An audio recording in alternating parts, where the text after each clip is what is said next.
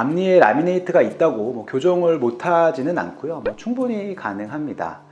라미네이트는 우리가 손톱 두께만큼 이제 도자기 치아를 필요로 하는 그 치아 부위에 이제 붙이는 그런 어떻게 보면은 좀 심미 치료의 일종인데요.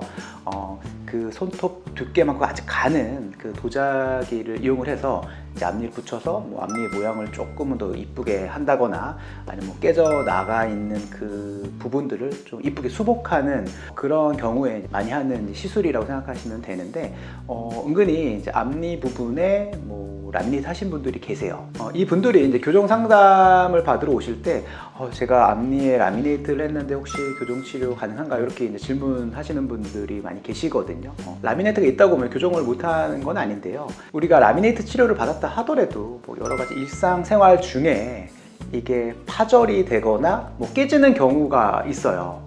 이게 영구적으로 붙이는 접착제로 붙이기는 하지만 일상생활의 여러 자극들, 앞니로 씹어서 큰 자극이 갔다거나 아니면은 이를 가신다거나 이를 악무는 여러 가지 습관들 때문에 원치 않은 뭔가 자극이 가해졌을 때 라미네이트는 깨지거나 붙어있던 게 떨어지거나 이런 경우들이 있거든요.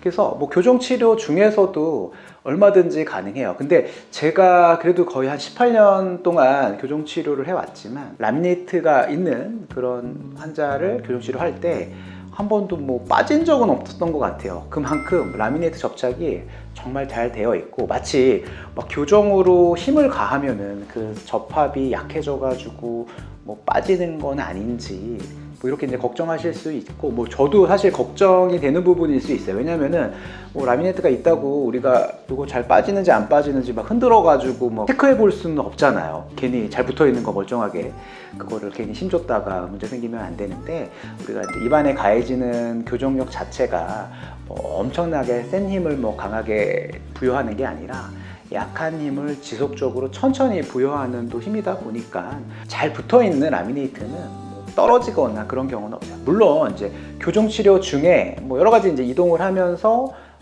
불필요한 또 접촉이 생길 수 있어요. 대합되는 치아, 윗니 같은 경우는 아래 치아가 중간에 좀 많이 닿는다거나 그랬을 때 접합이 약해져서 붙어있던 채로 이렇게 떨어지거나 이런 경우들이 예상은 가능하지만 실질적으로 그렇게 잘 일어나는 상황은 아닌 것 같습니다. 물론 이제 치료 전에 이제 환자분께 잘 고지를 드려야 되겠죠.